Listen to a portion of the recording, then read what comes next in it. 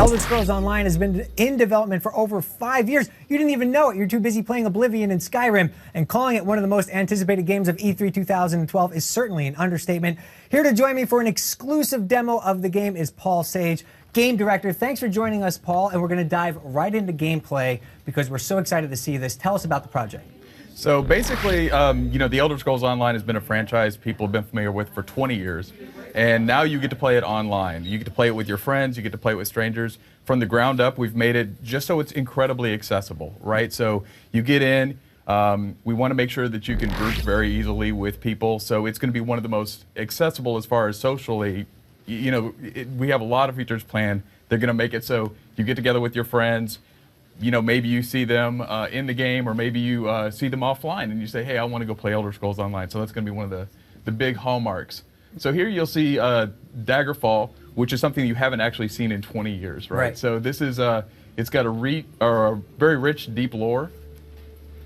And this is, as you can see the art style. So the art style is this. It's incredible. It spans all the cultures. Yeah, I mean, it's so big. I mean, obviously, you had a lot of decisions to make in terms of the art style. How are we going to represent this in MMO form? The locations, places that you've talked about already, like Skyrim and Daggerfall and things like that. Where are we going to be able to go, and how are we going to be able to explore as well? So you will be able to start off in any one of 3 factions. So we have factions set up for the players. You can start off in the Northeast, where you might be familiar with Morrowind. You can start off in the Daggerfall Covenant, which is in the northwest of Tamriel, or you can start off in the south. You can play a faction that's the All-Merry Dominion that was mentioned in Skyrim, and they're kind of bent on taking over the continent. Right. So why was this the right time, Paul, to launch an Elder Scrolls MMO? Obviously, it's a very big space. It's a very competitive space. You have a great IP, but a lot of gamers, when it was first announced, they said, "Hey, I love my Elder Scrolls. It's a single-player experience. That's what's different." Why is this the right time for an MMO? I think it's just a matter of, it's just got to be a great game. It's got to be a great RPG. But there were a lot of people, myself included, who are saying, I want to play this online. I want to play it with a bunch of other people. When you take things to the next level, you get other people in, you can see like the world actually changes, not just because of the changes that the development team makes, but other players bring to it. So it's really dynamic feeling.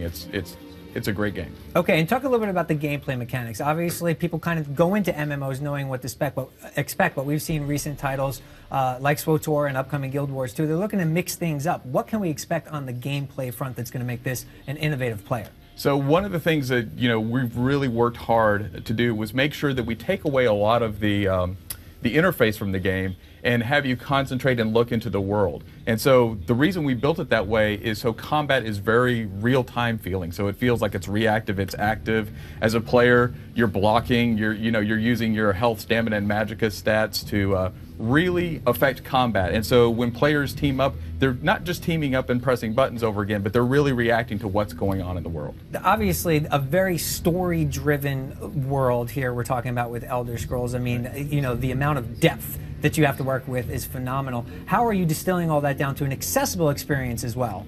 Well, one of the things that's really great about it is the fact that you get to go in and you get to experience the quests the way you want to experience them. So you don't have to go on to a quest path. You can wander around the world.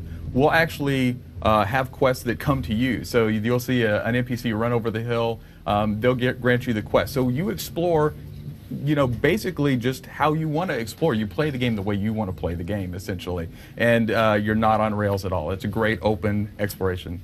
In development for 5 years, that's a long time, and in that time, the MMO landscape has changed quite a bit. Have there been things that have influenced design throughout the process to kind of make it more innovative as we're getting closer to launch? Absolutely. So one of the things that's really telling is that when we looked at how we wanted to explore the world originally, it was more of a directed vector through the world. And we said, that's not what Elder Scrolls is about. So we added elements like the compass back in from the single-player games that everybody knows. And the compass really directs you to content. And so, again, you're free to explore. And that's one of the things that really isn't out in the market right now for MMOs, and it makes it great. It definitely looks like the world of Elder Scrolls. How are you classifying the art style? I mean, it's not too cartoony, it's not too realistic. How do you classify it internally? Well, I think it's the art style. Number one, it's going to allow 200 players in the game at the same time, fighting these huge epic battles. And so for me, the art style allows that while at the same time remaining. It looks gorgeous, right? So it's fantastic. All right, Paul, I have so many questions, but I'm not the only one with questions. We're going to head over to Justine right now, who has a few questions for you from our fans on Facebook and Twitter. Justine, what do you got? Oh, we have some interesting tweets, of course, as always. Here is one. It's I want to mount a dragon and fly over Tamriel. Can you make a girl's dreams come true? This didn't come from me. This was not my question. Well, that's really interesting. So we don't have, the time period we're set in the second era of Tamriel, and there's no dragons actually active at this time. So we won't have dragons because we're staying true to the lore. Mm-hmm. Let's see. We have some other ones too. You guys talked about the art style. Mia Culpepper is saying it feels like it's a little departure from Skyrim. It is a slight departure from Skyrim, and the reason it is because we have so many cultures. It spans all over, the continent of Tamriel. There's Morrowind, the Dark Elves, and the High Elves, and you have to blend all of those different cultures together. And so the art style is really a mix. Just like every Elder Scrolls game has been different, we are no different from that. Yeah, I know, it looks great. All right, we have one more question here. Are Redguard considered Nedic men? Like Nords or Imperials? So Redguard actually are not Nedic men in that way, I don't believe. They actually came over to the continent of Tamriel, almost like I think they call it a regatta, that when they came over to Tamriel. So they're actually more or less imports and not the original people from the land. Well, thank you so much. Everyone on Twitter is super excited.